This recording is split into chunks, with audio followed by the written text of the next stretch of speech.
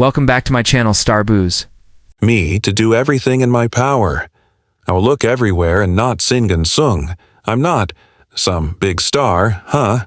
I am who I am. Neil millions were impacted by Diamond's songs, yet there were mysteries in his heart. His initial spouse, before he became famous, Jane Posner, knew him. 2 girls were born to them. By 1969, there the marriage had ended. He held himself responsible for everything. However, he recently disclosed something startling. It went beyond simply being awful hubby. He was deeply resentful. That suppressed rage tainted their connection. Decades later, he's now ultimately acknowledging the reality of those painful years. Neil Diamond was born on January 24, 1941, in Coney, Brooklyn, Island. Rose and Kiev, his parents. Diamond's parents were immigrants. Poland is where his father's side originated, and Russia is where his mother comes from. His father operated and Neil was raised in a dry goods store and robust Jewish community. Existence in, although Brooklyn wasn't simple, it was full of vitality, music, and individuals from all over. That combination of hardship and Neil's identity was molded by culture and remained with him forever. Songs such as America and Brooklyn Road originated from those earliest recollections of being the immigrant father attempting to succeed in New York. However, Brooklyn was just.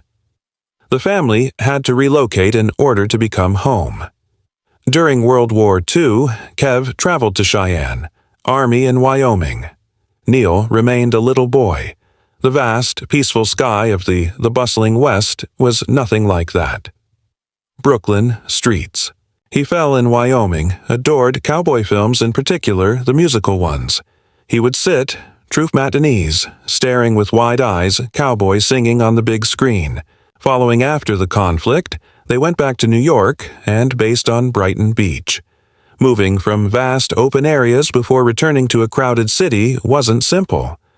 That difference between pressure and freedom were incorporated into Neil's depth of feeling. You sense both in his subsequent songwriting. Neil enrolled at Aramis Hall High School Choral Club and the freshman chorus. He was standing on the same risers there as Strary and Barbara. They weren't merely 2 impoverished children attempting to get by. They used to hang out, he once claimed, puffing on cigarettes in front of the school. Bobby Pfizer was another student there, the chess prodigy. Neil didn't spend much time at Erasmus. When his family relocated once more, he moved to Abraham Lincoln High School and became a member of the fencing squad. His Herb Cohen, his best friend, would later become a fencer at the Olympics.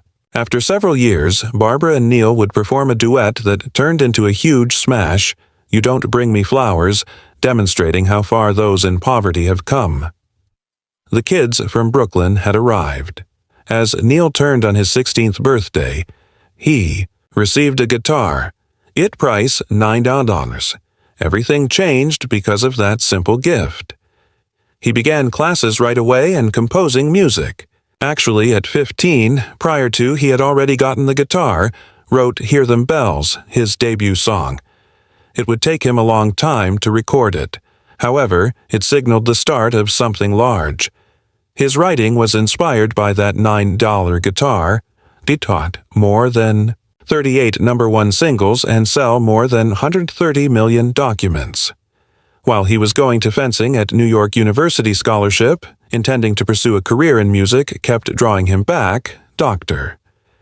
Eventually, his small instrument led to his all recipients of the Grammy Lifetime Achievement Award from a $9 present. Neil spent 1957 in a summer in the upstate's Surprise Lake Camp, New York. He met Pete Seeger there, the well-known folk singer. Seeger had been placed on a McCarthy-era blacklist, but continued to teach music in camps. For it was a tipping point, Neil. He observed campers perform songs they've composed for something clicked, Seegar. He said afterwards, Pete Seeger was the catalyst. My first idol was him.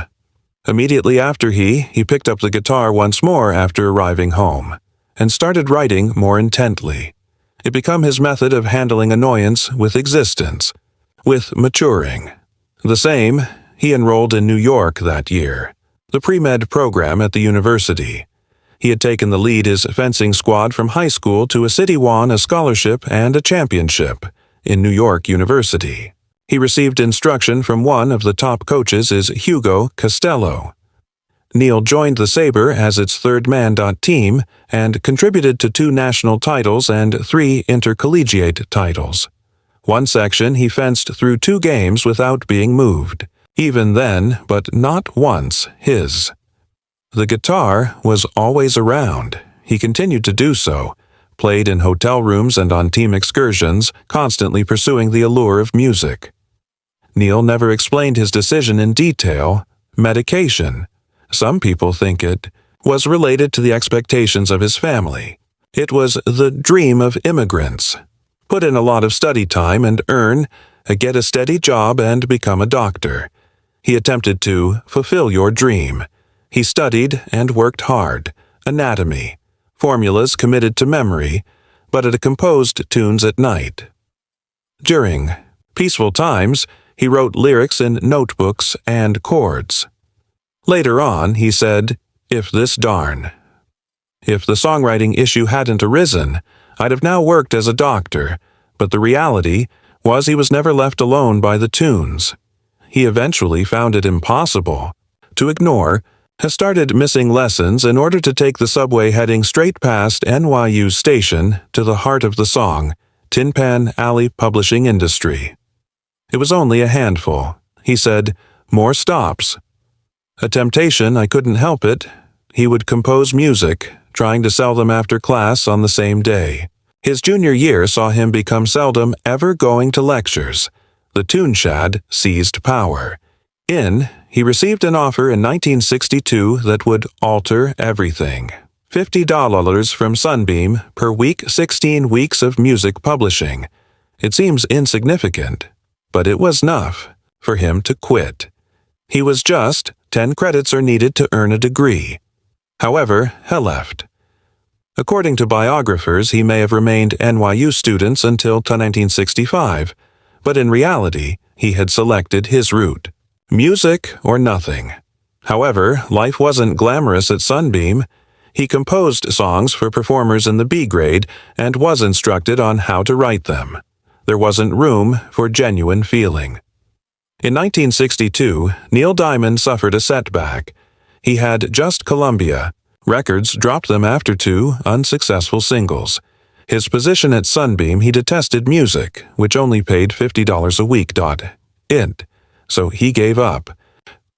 He gambled recklessly and leased a small storage space over the Broadway's renowned Birdland Jazz Club.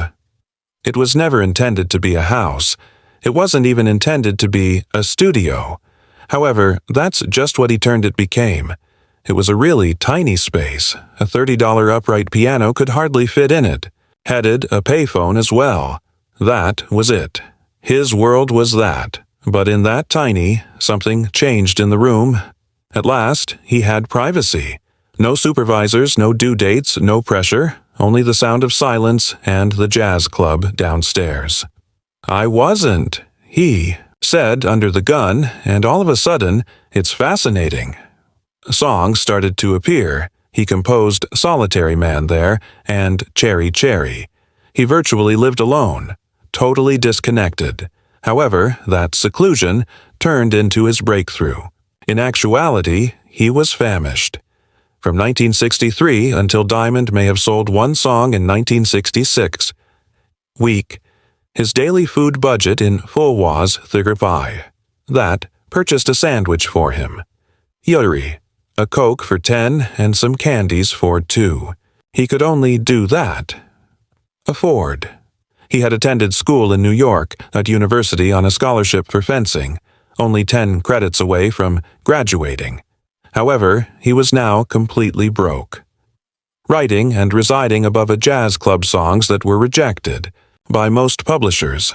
However, he had less money somehow, but the more. His songs grew more genuine. He wasn't attempting to win over anyone. He was only living, and that despair evolved into become authentic art. However, for 7 arduous years, what he wrote was not desired by anyone. Beginning in 1962 to Diamond strayed from one in 1969, publishing work to another. He composed overly sentimental melodies, too different, really. They stated the music lacked enough catchiness. They desired fast hooks. Diamond told them tales, rather. He was stranded. The most devastating blow occurred when Bang Records declined Torley Shiloh, his song. They desired something lively, like a gal from Kentucky. He was smashed. He once claimed that it took him 4. "I've been writing for months," I said. "That's the toll those years took on him." He continued to putting all of his energy into songs just to be repeated repeatedly. Not sufficiently commercial. The true issue was deeper. Diamond was not intended to be a hit equations. Others pursued the radio. Pleasant hooks, he concentrated on the lyrics, implying feeling. He didn't even comprehend the purpose of a hook.b. He was unable to, at Sunbeam Music, create anything they want. At Liberon Stoller's business, he only oversaw in a year 5 or 6 songs. Not one of they were successful. In the meanwhile, other around him, songwriters were producing pop hits. He didn't align with the entire system. However, the element that created his honesty initially made him unmarketable, was going to develop into the exact thing that altered everything. Everything changed in a 1966. Neil Diamond went over to Jeff Barry and Ellie Greenwich, a leading duos that write and produce music at the time. He had recently been let go from another employment, and rather than requesting he requested them to produce a writing gig. Him. Although it was a daring move, they stated, indeed. Greenwich and Barry had previously written just in 1964, 17 Billboard toppers. They facilitated Diamond's agreement with Bang Records under Burt Burns' direction, and the outcomes were explosive. First came Solitary Man, then Cherry Cherry. They were both successful. Ellie Greenwich even provided backing vocals. They began their own publishing house named Music from Talleyand. However, behind the scenes, Bang there was a sinister side to records. Later, Diamond implied that organized crime played a role. Start the label. A few men with shattered records were being obtained with the aid of noses. Played, he said, even. The Bang's logo had a .38 handgun. He shared a single tail. Where copies of his data were obtained illegally, in New Jersey, they were being produced. Burt, according to reports, Burns dispatched enforcers to shut Shattering Legs to bring it down.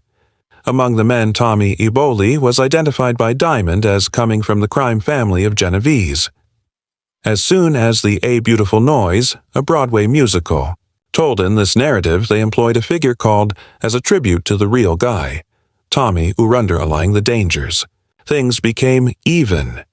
Worse when Diamond began advocating for more intimate tunes. Bang desired songs like the song Sari Cherry repeatedly. Diamond desired to develop. The battle for Shiloh was the last straw. Bang declined to let it go. I had no idea how to rewrite it. Later, he said, Cherry Cherry. I required to compose another piece of writing.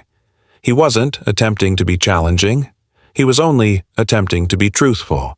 That integrity ran counter to Bang's business plan. They didn't desire depth. They desired radio play, and that made it impossible to stay. When Diamond ultimately made the decision to depart Bang Records the reaction in 1967 was terrible. He was cautioned by friends that the FBI had heard conversation. An individual from the Mafia may pursue him. He began with a loaded .38 in hand. He sent his for their protection. The wife and daughter are away. Someone attacked his manager. A foul-smelling bomb destroyed the nightclub run by the manager for 3 months. Barry and Greenwich even received dangers. Diamond, however, refused to give up. He turned to leave. 1968 saw him sign with University Records. That action provided him with the he had always desired freedom. Neil Diamond's name was already well known. The 1960s. However, something changed in 1968. In that year, he published the song Brooklyn Roads. It wasn't just another song either, it was a pivotal moment. Until then, Diamond primarily composed memorable pop songs that slipped into the charts with ease. However, Brooklyn Roads had a personal touch. According to him, it was my most personal and literal narrative written until then. It spoke regarding his early years, his aspirations, and where he was born. It wasn't merely a tune, it was an admission. Additionally, it marked the point at which Diamond ceased pursuing radio hits and began narrating tales.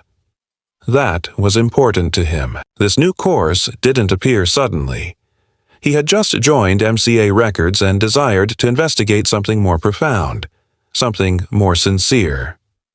Music, such as And the Grass Won't, and the singer sings his song, Pay No Mind.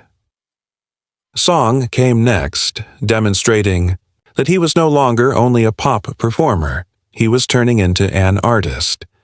In 1970, Diamond then made it toward another significant event. On the 10th of October, his first love interest was Cracklin' Rosie. On the Billboard Hot 100, one hit. It pushed Diana Ross down from the top, but the Jackson 5 only took one place. A week later, the song included a unique source. During Diamond's Canadian tour, learned of a neighborhood where there were more males than females. The unmarried men would purchase bottles of inexpensive wine known as Cracklin' Rosé, and they referred to it as their girl for the weekend. That thought stayed with him, and out of it emerged a happy, somewhat a melancholic tune that captured the world's pay attention. He captured it using a few of the top session musicians in the company, including participants in the Wrecking Crew, is legendary. Although some listeners were perplexed by the lyrics, Diamond didn't give a damn. It was a hit tune and helped generate momentum following previous hits, like Holly Holy and Sweet Caroline. He wasn't only writing at this point, deeper tunes. Additionally, he was overcoming the charts. The year 1972 saw Diamond riding a wave of notoriety. However, rather than simply doing, he took a risk on another tour. Here served a 20-night stay at Winter Garden Broadway Theater. Such a location was typically saved for the old school, not pop, but legends like Judy Garland stars. Nobody had performed as a solo artist. Ran on Broadway in such manner since Allen the 1930s, Jolson. Some believed it to be too dangerous, but Diamond succeeded. Every performance was sold out. The critics were even the New York Times was impressed, which acknowledged that even though it appeared Diamond was gifted, like a crazy idea, and presence in order for it to succeed. He had captured the attention of audiences at the Greek earlier that year at the theater, but this was distinct. It was more personal, more dramatic, and after the run was over, Diamond rested. He declared that he was abandoning the stage in order to spend time with his loved ones, particularly Jessie, his small kid. The stage would remain vacant for the next 4 years, but he wasn't finished creating past. In 1972, on August 24th, Diamond made an album live at the Greek Theater. That one evening became hot. The double album August Night became a turning point in his professional life. He didn't hesitate. He introduced an advanced system of quadraphonic sound to play music all around the crowd. The outcome was electric. It was praised by critics. Fans were enthralled. The record was a success. In the United States at number 5. However, the true Jacques arrived, Australia. It remained at the top there during a continuous 29 weeks and stayed in the top 20 for a complete 2 years. That kind of achievement was unprecedented. After several years, Diamond would publish follow-ups to the album, Sweltering August Night 2 in Hot, August 1987-2009's Night NYC, and Hot August Night 3 Inches 2018. However, the original one turned intournowed. The Los Angeles native Robert Hilburn. The Angeles Times described it as an even greater victory compared to what the Greek theater displays from the summer before. As all of this was taking place, Diamond made an attempt. Fresh. He consented to compose the music for a Jonathan's film adaptation, the well-known novella Seagull by Livingston back then. However, what ought to have been the inventive high oint soon become a catastrophe. The director of the movie, Hall changes were made to Diamond's song without his consent. Infuriated, Diamond filed a lawsuit. Even the author of the book, a lawsuit, was brought by Richard Bach. The movie was in disarray. It hardly recovered its $1.5 million budget, but only making $1.6 million. Despite a novel strategy, genuine seagulls with voiceovers on camera, the film was a failure. However, Diamond's soundtrack, but that was a different matter. It won him and sold more than 10 million copies. Grammy Award for Best Soundtrack Album 1. A Golden Globe for the Best Unique Score. The film was overshadowed by the music, so much that Diamond included a set of 6 songs from his performance's soundtrack, such as his Love at the Greek in 1976. Display. After several years, he even published a studio version packaged in a box. For the movie might have been a failure, but the song conveyed a different message. Narrative. Amidst all of this mayhem, Diamond used a move of power.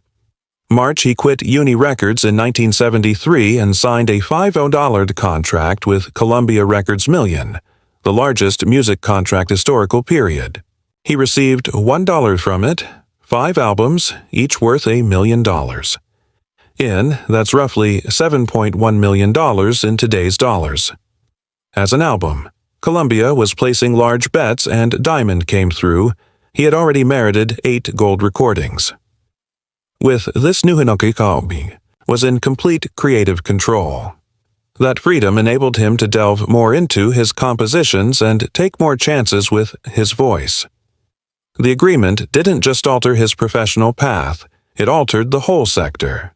It demonstrated that musicians with a track record could be highly demanded, funds, and total liberty. Diamond had raised the bar. Paradoxically, despite his music's success, he was still being tested by Hollywood. Although Seagull by Jonathan Livingston was panned, a cultural force was created by the soundtrack. It spent almost a year on the charts. And received widespread critical acclaim, the entire world. Songs such as Skybird, Bee, and His Life Began to Revolve Around Lonely Sky. Displays. For all the court battles and despite the drama behind the scenes, the music stood powerful. The film's detractors have no option but to honor the power of the soundtrack. Even Diamond's The Worst Times appeared to lead to gold in music.